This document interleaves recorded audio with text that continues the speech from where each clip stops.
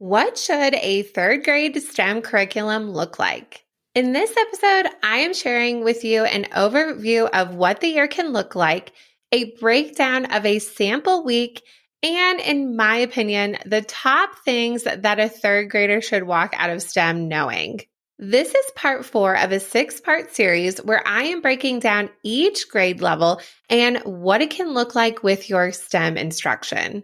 Whether you are a STEM teacher, a classroom teacher who is implementing STEM, or even a grade level specialist, you will find some useful information in this episode when it comes to implementing STEM with your third graders. Welcome to the Elementary STEM Coach Podcast, a show that'll help you with lesson ideas, systems, and actionable tips to apply to your classroom. I am your host, Naomi Meredith, a former classroom teacher turned current STEM teacher and coach. With over a decade of experience teaching and a master's degree in STEM leadership, I am here to coach you throughout the year to help you gain back more time to create innovative experiences for your students. Grab your earbuds and let's get started. If you haven't already had a chance, go back and listen to the first 3 episodes in this series. In those episodes, I am talking about kindergarten, first and second grade when it comes to teaching STEM with those grade levels. And even if you don't teach those grade levels, it is still useful information to hear the broad range of grade levels, so this can help with your long-term planning. Especially if you are jumping into a STEM space and you're thinking, oh, where should my students be at? And they're not quite where you think they should be. You might need to start them off at a level that is a little bit lower than what you might typically be used to, and then build them up throughout the year. So definitely worth your time. I also understand how hard it can be planning for multiple grade levels. I've done it and I'm doing it. And I want to help you out and ease that stress. I wish that past Naomi had this opportunity, but I am hosting this for you. And that is a free live masterclass that is going on May 9th. And if you're listening to this live, 2023. And I will be giving you the tips and tricks on how you can plan out your year-long plan and help you feel confident going into the summer. Again, this is 100% free, this class, and I don't want you to miss out on it. There will be a replay of the recording, so you can still grab that. And if you're listening after May 9th, again, you can catch the replay. So you can grab that at naomimeredith.com/May training, MAY training, all one word, no spaces. And it will also be linked in the show notes for you. When I started my teaching journey, I started teaching second grade for 2 years at a Title I school. Around the time my second year teaching second grade, I was going to move, and I actually needed to find a school that was a bit closer to where I was moving at. So I ended up applying to a few districts and some possibilities. And I ended up getting an interview at a school for kindergarten, which I was super excited about. I've said this a few times. I've always wanted to be a kindergarten teacher. So I applied and I got an interview. Well, when I was talking to one of my second grade teammates, she actually mentioned, oh my gosh, I think one of my friends actually works at this school. So I already had the interview, but funny enough, she was right. She had a friend from her master's program who was working at this school. And I guess my teammate had talked a lot about me to this friend. So she texted her, said that I had an interview coming up to put in a good word. And funny enough, that friend, that master's friend, did put in a good word for me. Even without knowing me, she had heard a lot of good things about me, which was pretty amazing. And so I already had a good word coming into this interview. When I walked into this interview, I look across the table, somebody different in the interview. I said, oh my gosh, hey friend. And it was somebody from my master's program who was across the table. So I already had 2 connections at this school. Granted, I had the interview, but I had 2 connections after the fact. And I interviewed, and instead of getting this kindergarten job, they offered me third grade. And I almost didn't take it. I thought third grade would be too old for me. But I ended up loving the teaching third grade so much. I ended up doing it for 4 years. And when you think about that friend, that connection I never knew, she is actually a really good friend of mine to this day, Becca McMillan, who was on the podcast in episode 40. So you can go back and listen to that. And so we've become lifelong friends ever since then. And we knew each other without knowing each other, which is pretty fun. So besides kindergarten, I love third grade. And so I can still say that teaching third grade for 4 years and also teaching third in my K-5 for 5 years. So definitely, again, they have another special place in my heart. It's the best age. And let's get into how I break down their curriculum year. Like I mentioned before in the past episodes, I like to plan my year for K-5 in thematic units. And I think of it in themes when it comes to the actual topic and also the tool that they are going to work on. So I do a mixture of both.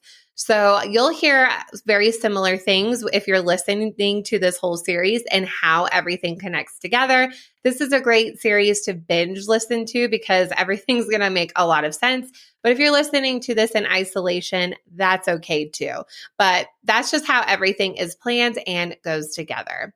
So when it comes to the overall year for third grade, I like to start off my year for K-5 with my STEM Survival Camp unit. And you can hear all about STEM Survival Camp in episode 4.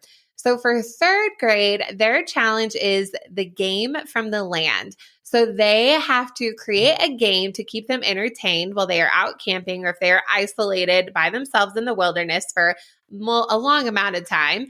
They are creating a game from the land and they are gathering materials from the outside and also using some of the items that I have in my classroom to design their game and what the rules of that game are. This is a great introduction to the engineering design process and how that works and getting them used to that or refreshing their memory. So this is a great one for my third graders and they get super proud of their games and they love testing and sharing by playing each other's games. Then we move into September when we talk about digital citizenship. Again, this is a topic that should be taught throughout the year, but how I zone in on it in STEM is that I take those common sense media lessons and then when it's in third grade, moving into that Google Interland Be Internet Awesome lesson plans and how students are diving even deeper when it comes to private and personal information. With second grade, that is also the topic that I talk about at more of a basic level, but we dive in a little bit deeper when it comes to third grade. And we read different stories, watch different videos. One of my favorites being #Goldilocks, a cautionary tale. And it's a version of Goldilocks and the Three Bears, which I know in third grade you talk a lot about fractured fairy tales and different versions of things. Well, Goldilocks goes into these houses and does all of these bad things and documents her journey. So again, we talk about that private and personal information, and I have a project for them with a STEM twist where they're creating game pieces that show their private and personal information. The private information, they don't actually write it out. I have it listed for them. And then we do some coding unplugged with this game.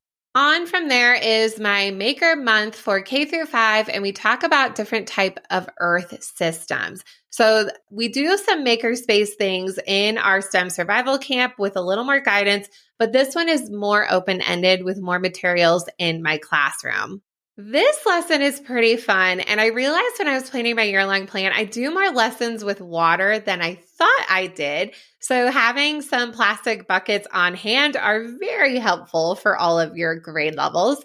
And we talk about severe weather in this unit for third grade, specifically about flooding. So I touch on all of the different types of severe weather, but we zone in on more on flooding. And they have a little house that they have to protect, and they are creating an invention that will help slow down the flooding, or even better, stop it from hitting the house. So we talk about different flooding inventions that are out there to give them some ideas.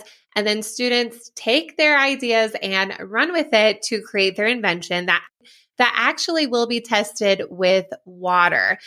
I did this unit a bit differently the last time I taught it. And for some reason, I was the person pouring the water. And I don't know why I put myself through the trouble of that. And I took this as an opportunity to actually teach students how to measure liquids, which is a math standard. So I gathered a bunch of measuring cups. I enlisted the grade level teachers and I taught them how to measure, and we documented how much water would hit the house. So when you get this lesson, if you already have this lesson of mine, make sure to re-download it because I added that update with the measurement and it is so much better and how they can keep track of that. After that, in November, we move into our STEMsational space, and that is all about video and audio production. This is a topic I have actually become very interested in teaching kids and how they can share their information. And the students love it too, because we all know they want to be on camera and YouTube stars. Hashtag it's only for me. I'm the cool teacher with the YouTube. Just kidding. I'm not that cool. But we talk about video and audio production. And with third grade, we do some more of that green screen. So I talked about with second grade, we did a green screen project. I use a different app for students. So again, taking that same concept, I talk about this a lot, taking that same concept or taking that same tool, but using it in a different way, whether it's a more sophisticated tool or you are doing different content or both. So in this situation, it's both. So we talk about worldwide weather reports and they are researching a place that they want to explore in the world. We write a whole script about it and how it changes throughout the seasons, what to expect with the weather. And then they record their green screen and they do the editing on their own. I like to use WeVideo, but there's other great platforms out there. And the cool thing with third grade is instead of having one or two backgrounds throughout the whole time, they are developing the skills where they can add multiple backgrounds throughout their video. After that, in December is the Hour of Code and Computer Science Month. Again, this is something you can do at any time. It is really good at this time of year. And I do more of exploratory of different types of coding languages. So in third grade, if you know, as a third grader, most can read and they are learning how to use reading as an informative tool. So they're not necessarily learning how to read, they're reading to learn. And so the coding languages that you can use can be more sophisticated and still using that block coding, but there might be more words involved. And then they can just keep upping their skills from there. So I like to give them a choice board when it comes to their coding. After that, we enter January and we talk about the Winter Games, the Olympics, and how those are all above the equator, which you can figure out the reason why behind that. And we do some research using Google Earth to learn more about the different Winter Games and where they were held. And then students code their robot to travel to the different locations on the map. I used Ozobots for this lesson. I know at the time of this recording, they're hard to get your hands on, so you can modify with different lessons that would interest you. I do have an episode about winter robotics that I'll link in the show notes that will explain more about this lesson and just all of my winter robotics lessons in general. After that, we move into 3D printing for K through 5. And this is one of my favorite 3D printing projects that I've done. And this was inspired of me traveling to museums and zoos and aquariums, which I love to do when I travel. We don't have kids, but I still love traveling and seeing these types of things. And I get a lot of inspiration when I go. I always am taking pictures like, oh, this would be a really cool STEM lesson. So I noticed at museums and aquariums, there are a lot of displays and ways to learn about the animals in the exhibit. And a lot of times those can be helpful for people who can't see as well, and they might need more of that textile way of learning, that more hands-on learning, which is great for anybody. Hands-on learning, we know, has a lot of great implications. So for this 3D printing project, students are designing a model of a living thing after their research, and they design that, and that's printed out on a platform that could teach others about that living thing. Next, I will do some Lego education kits, and I used to do this at the end of the year, but I talked about this before. I like to switch it up during testing season. I would say Lego education kits are the easiest lesson to teach out of any of the STEM lessons because they are very guided. And so it also gives students a break in a sense. Yes, there is creativity. There's a lot of great things, but as a teacher, you don't have to plan as much. There's a lot of great resources already out there. For my third graders, I use the Lego education kits. We do 2.0. I don't know if you can still get your hands on those. Those are like kind of like the OGs of Lego education kits that a lot of us might have, where students are building the science rover, Milo the science rover. Excellent kit. Love this kit. It's still awesome. And my third graders are obsessed about it. So if you have these, don't get rid of them. They are super, super awesome. I love them. Now, if you're looking to buy things that are brand new, I've mentioned the Lego Spike Essential Kit is excellent as well. It can work first through fifth grade. And so if you need a different option to replace than what I talked about, recommend that kit. After that, if you have time, you can get into stop motion animation, which is really fun. Third graders really grasp this concept where you take a ton of different pictures that have tiny, tiny movements.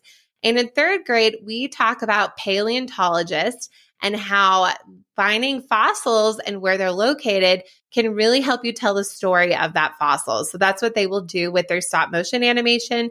Do some research about different fossils that have been found, and then they are taking on the role as a paleontologist and telling the story of what probably happened to that fossil based on its location and the type of fossil. Finally, we end the year with STEM Amusement Park, where we talk about force and motion in all of the grade levels. And third grade is talking about transportation in the park and how that can be done through the use of maglev trains. And so not all transportation is maglev, but we talk about how magnets are another form of clean energy that can be used. And it could be really cool if more trains use that. And so they design a theme park and then how the maglev train will travel in their park to get to different destinations. So if you've been listening to this series, you can see that the projects are a bit more sophisticated when it comes to their STEM skills. And you're really thinking about that too. If you have been a classroom teacher before, that's just kind of how it goes in third grade. They are more simple at the beginning of the year, but as the year progresses, things are getting more and more sophisticated, and third graders will do almost anything you say. It's a really fun grade, and teaching their STEM projects are really fun. So let's talk about what the structure of the week can look like. Now, if you really want to zone in on the planning and really see my whole process when it comes to planning with the engineering design process, you can jump in on my pre-recorded workshop for third through fifth. I plan very similarly for all of those grade levels. And you can grab that at naomimeredith.com/secondary workshop. That will be linked in the show notes. And I give you all the planning templates too, and the reasoning behind the way that I do things and give you some ideas. Now, there were teachers on this live call. We talked a lot about video and audio production, which is an awesome skill for students to have. So you can hear that conversation when you go in on that workshop. And actually, I'm going to talk about an example here so it can all connect together. I will say with my third graders, of course, it's different for everybody. The things that I do with my third graders now, and definitely my older kids now, is way different than what I did with them when I first started. And so I'm definitely doing the things I always envisioned to do with my third graders. Now, you might have to take a step back, like I said, and do things that are more simple. But if you keep it up and build those systems and processes and have a structure for learning that is just really inclusive and building up their skills, you can do these hard things with them. Trust me, it will work. So during the week, and this will be very similar for my third, fourth, and fifth graders. So if you teach a little older, you could do the same thing. But I will see my kids all 5 days in a row for 45 minutes each. A lot of you actually see students once a week for 45 minutes. So you could still do this. It would just take you longer for the project, but who cares? It's totally fine. I'm actually reading the book right now, Invent to Learn, the second edition, which is actually our book for June in the STEM Teacher Bookshelf membership. And I'm creating the guide for that right now. But it also talks about, like, for a project, there's no set timeline for things. We get stuck in our head as teachers, oh, we have to do a project in 45 minutes for 5 days and it should be this long. It doesn't matter. Like, it could take all year and that's totally fine. So give yourself a break when you hear me talk about these things. It's the time that works best for you and your students. It doesn't have to match up with mine. So during the week, I will propose things. So let's say if I had 5 days, do whatever works best for you. Well, let's say I have 5 days. I will use the engineering design process and we will use the 5 days for this project. And sometimes we need to work on it after that when I see them a month later. So I will propose to them the question. You can definitely develop the question with them. And I always like to phrase it as how can. So we talk about the question and do some imagining and research and planning the first couple of days. So for this project, this is our green screen worldwide weather reports and how they're reporting out on a place that they want to find in the world. This one, it was a little bit tricky because it was more open-ended. So we did do a mixture of using Epic Books as a research source, and then also some links to some other websites that had credible information of different places in the world throughout the year that I provided the links to them. They also had a script template to help them fill out. And yes, they have a template, but all of their projects look the same, and kids would scratch things out and add in their own things, which is awesome. I know this sounds like too cookie cutter of a project, but I will say when it comes to video and audio production, you need to have some sort of script, and kids will add their own creativity for sure. But I've made the mistake of not doing any script at all, and the kids come up with the most random stuff, and that's great too, but also doesn't answer the question. And so there is a lot of flexibility and creativity in this project, but that just gives them that structure so that they stay on topic and get that practice to be on video and audio. I always give them the example of my podcast. I do have some sort of script and outline. I have a lot of bullet points. I do pause when I am recording this video and audio. I'm doing it simultaneously, so I'm looking at the camera the whole time. But this has taken years of practice. When I first made videos long ago, like whenever I started, I wrote scripts. I still write scripts for a lot of videos I do, and I record them in chunks. So it's just a good skill for kids to have. I'm like, anybody can make a video, but a high quality video or audio is completely different. So there's nothing wrong with writing a script, and then you just build off from there. When we are doing our green screens, it is hard to find places that are quiet. My classroom does have a blue and green wall, which is so beautiful. And technically, yeah, you could record videos. But when you have a class of 25 plus kids, you cannot record videos. They're not going to be quiet. I've tried it. They won't be quiet. So I did purchase some pop-up green screens that are really great. And I will try to find more quiet places around the school, kind of near my classroom. It's not perfect. The kids get frustrated. They want to be movie stars. I'm like, it's the best we could do. It's a school. It's going to be loud, but it is a lot better than just recording in the classroom. After the students record their videos, we go through some editing, and there's always a couple kids who finish first, and they are great helpers and they're really into the editing. And then I just create some experts from there. We just learn together and we add all the things. So it's a really fun and just a nice flow to the project. Everybody's in different stages, but they are all able to produce something as they are collaborating together. Finally, here are the 3 things, in my opinion, that I would say that a third grader should leave my STEM classroom knowing. These are in no particular order, but these are things that I've seen in my students that I would hope for them.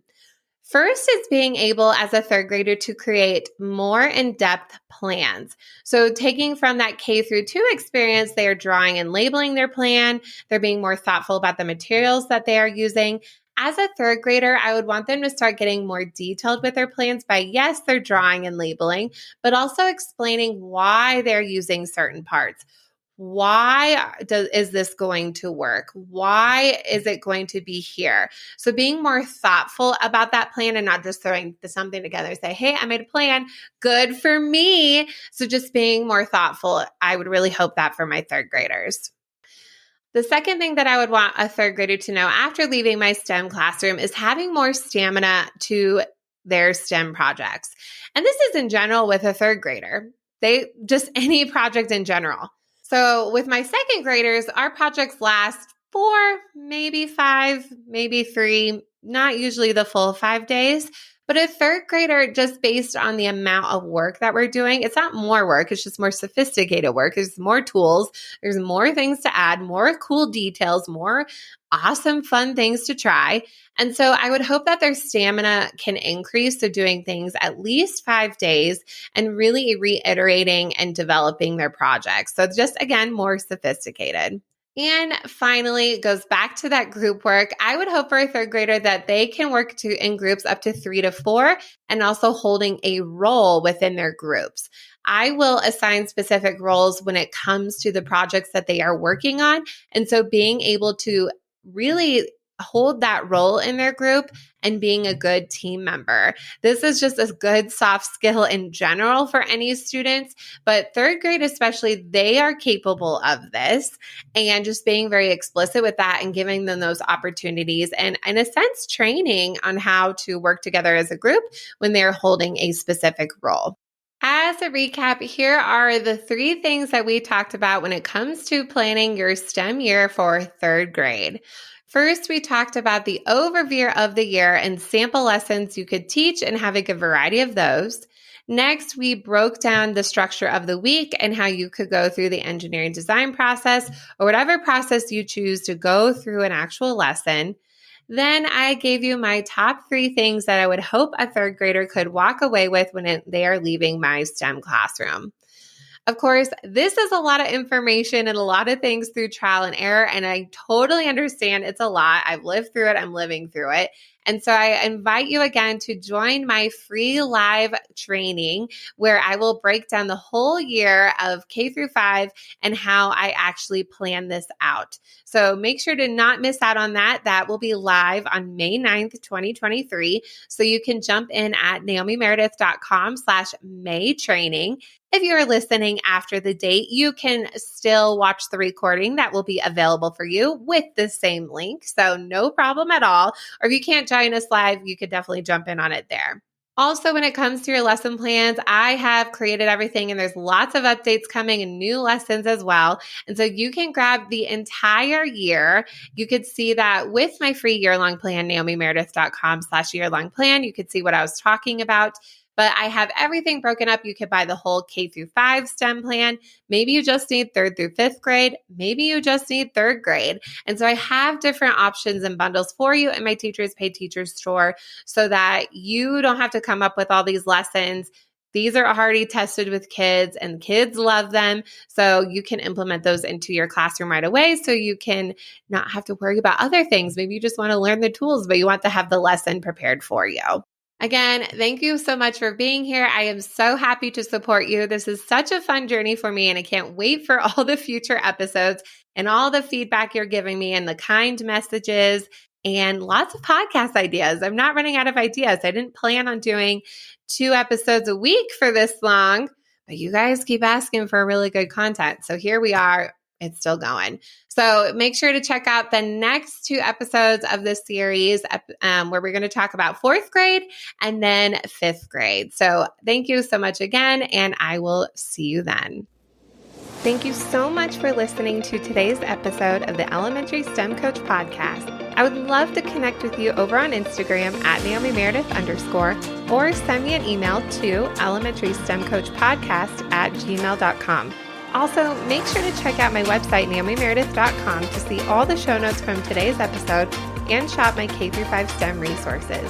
Any questions you have, needs for resources, or ideas for episodes, get in touch. I'll talk to you soon.